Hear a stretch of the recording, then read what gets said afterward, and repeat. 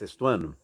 Hoje a gente vai para a terceira etapa dos nossos estudos sobre a história da arte, arte na contemporaneidade. E hoje nós vamos falar sobre um dos artistas mais importantes dentro do panorama artístico nacional, que é o Vicky Muniz.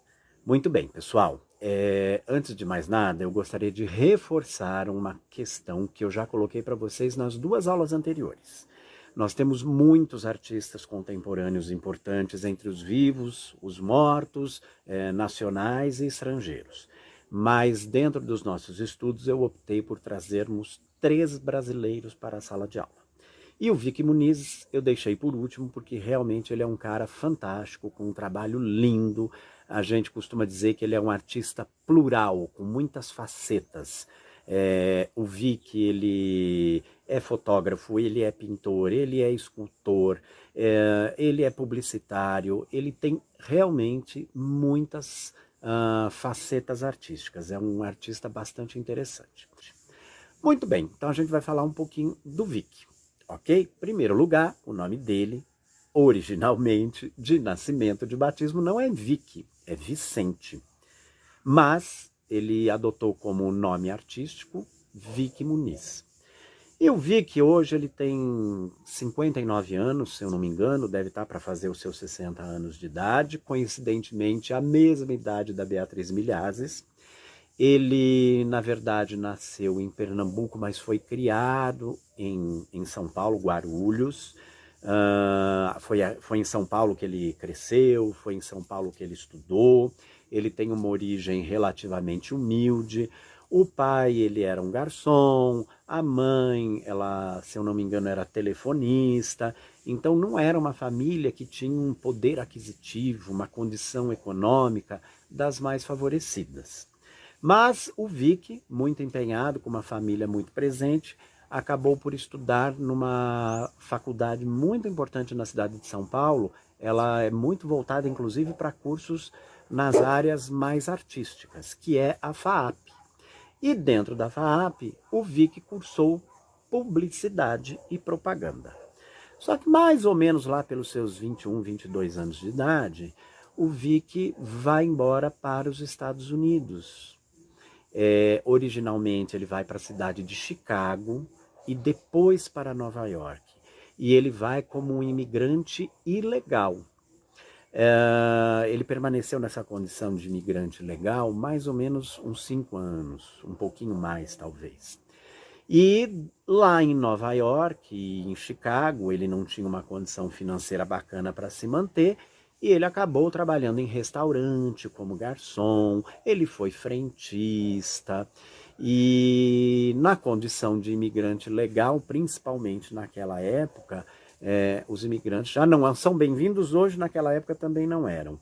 Mas, para vocês terem ideia, né, até os patrões de lugares onde ele trabalhou acabavam ameaçando de denunciá-lo para o serviço de imigração, e aí ele teria que voltar ao Brasil. Então ele teve que se sujeitar a trabalhar numa condição muito, não vou dizer precária, nem muito ruim, mas não era uma condição de vida bacana, com salários baixos, mas ele foi cavando o espaço dele dentro das artes. E aí o Vicky se torna um artista extremamente reconhecido pela sua capacidade, pela sua competência, pela sua originalidade, pela sua criatividade dentro do panorama das artes. E a gente costuma dizer que o Vicky, como eu já disse para vocês no comecinho, né, ele fazia escultura, fotografia, pintura, ele realmente transita por várias linguagens diferentes no mundo das artes. Mas o que mais chama a atenção no trabalho dele é porque ele procura usar os materiais mais diferentes, mais inusitados que vocês possam imaginar para fazer os trabalhos dele. Então ele usa massa de macarrão. Eu até vou colocar aqui para vocês verem. Ele reproduziu uma obra de Caravaggio, era um artista bastante também importante, e ele reproduziu a Medusa de Caravaggio com massa de macarrão e molho. Ele reproduziu a Última Ceia do Leonardo da Vinci usando calda de chocolate, açúcar queimado e arame. Ele chegou a reproduzir a Mona Lisa do Leonardo da Vinci usando geleia, pasta de amendoim. Ele tem trabalhos em que ele buscou materiais como folhas e flores, peças de quebra-cabeça, açúcar, lixo, materiais reaproveitáveis, arame, uma infinidade de possibilidades. Ele tem essa característica muito bacana. Quando ele vai criar os seus trabalhos, ele busca uma forma diferente de fazer a produção. E aí ele consegue fazer uma diversificação muito grande dos resultados. E os trabalhos ficam realmente bastante lindos. Vocês estão tendo a oportunidade de acompanhar alguns, encontrarão alguns na apostila. É bacana vocês prestarem atenção aos detalhes, certo? Então, o Vick, ele tem como marca principal do seu trabalho exatamente isso, a busca por técnicas e materiais diferentes que ele possa usar nos seus trabalhos. Muito bem, turminha. E aí eu também queria destacar uma questão importante. Talvez toda essa originalidade, essa criatividade do Vick o tenham levado a exposições pelo mundo todo, onde ele também é reconhecido como um importante artista. Os principais museus no mundo têm obras do Vick nos seus acervos. Acervos, para quem não se lembra, a semana passada ou retrasada, eu conversei um pouquinho com vocês sobre isso, né? Os museus têm as suas coleções. Então é comum que eles comprem obras de artistas no mundo todo para comporem os seus acervos, as suas coleções. E as obras do Vick, elas aparecem em museus muito importantes, em São Francisco, em Los Angeles, em Paris, em Madrid. Ele tem obras no MoMA e no Metropolitan de Nova York, obras em museus importantes aqui no Brasil. Então, realmente, ele leva com categoria, com competência, para o mundo todo, né, a nossa brasilidade. Isso é bacana, né, a gente saber que a nossa cultura é valorizada. Infelizmente, há muitos brasileiros que não têm o hábito de valorizarem a nossa própria cultura, né? E eu vi que é um representante do Brasil para o mundo todo e um cara sensacional.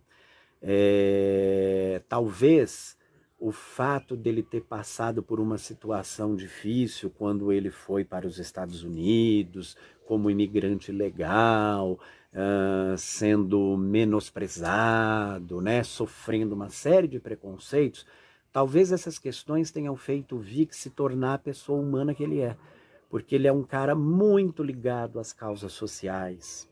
Ele se preocupa demais com as causas sociais.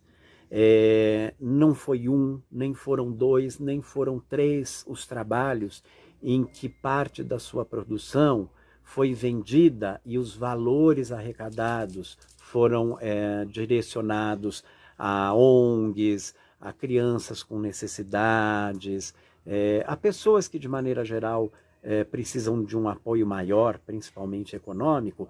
Muito bem, o dinheiro que o Vick arrecadou em muitas das vendas dos seus trabalhos acabaram sendo revertidos para pessoas que estavam precisando. E talvez ele tenha esse lado humano, preocupado com as questões sociais, com a dignidade das pessoas. Talvez ele valorize muito isso por conta da própria história de vida que ele teve, né? Então é bacana a gente observar também esse lado mais humano do artista, porque normalmente a gente vê a obra do artista, né? Parece que quando a gente vê a obra, a gente não vê a pessoa do artista. E no caso do Vick, a gente consegue ver as duas coisas, até porque muito dele, da essência dele, dos sentimentos, dos pensamentos dele, estão presentes sim nos seus trabalhos. Vou dar um exemplo inicial. Alguns anos atrás, ele fez uma série de trabalhos com açúcar num lugar no Caribe. É um lugar onde crianças são submetidas ao trabalho nas plantações de cana, né? Numa rotina dura de muitas horas de trabalho por dia, crianças com uma condição econômica muito baixa, exploradas, né? Nessa questão. E eu vi que desenvolveu lá uma série de retratos dessas crianças e ele, inclusive na sala de aula, eu mostrei a vocês o retrato de uma dessas garotas.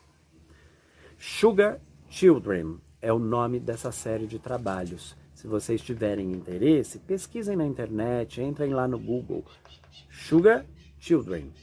E aí ele resgata os rostos dessas crianças e nesses retratos ele mostra ainda a docilidade que elas têm no olhar.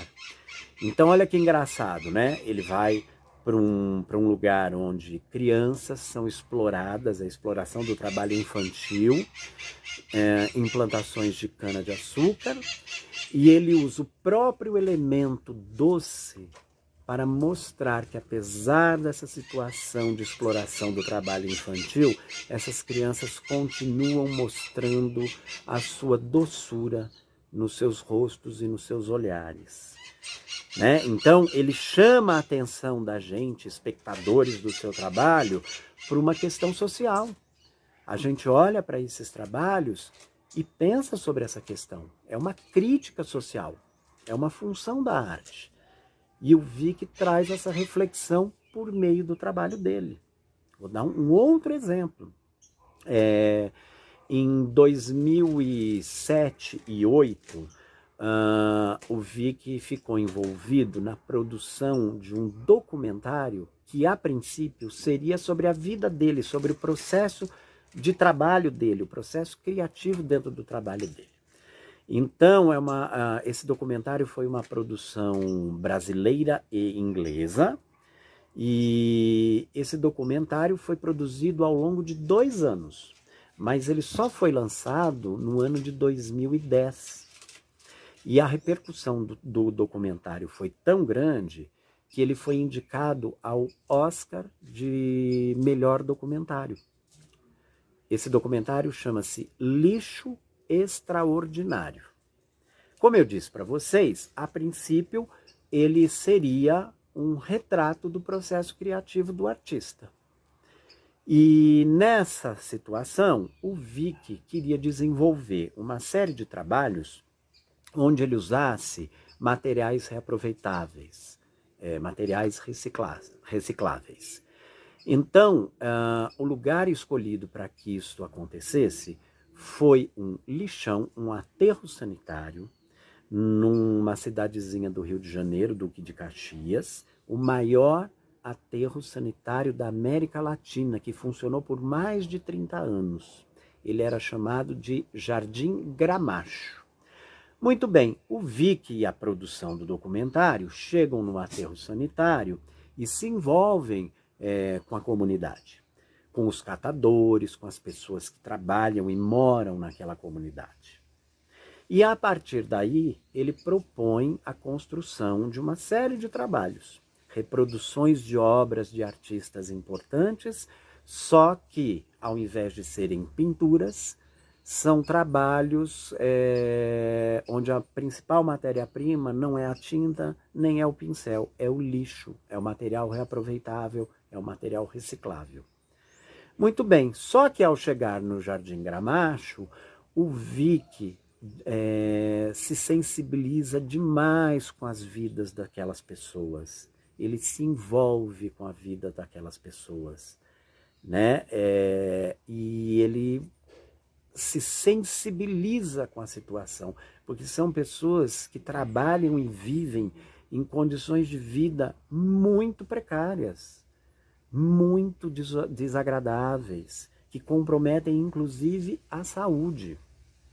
Mas aí o documentário vai mostrando, ao longo dessas 2 horas de documentário, você vai tendo um contato maior com as personagens, você vai conhecendo as vidas daqueles catadores, os conflitos que eles vivem, a estrutura familiar, as moradias, as condições de higiene, enfim, você vai se aproximando daquelas pessoas.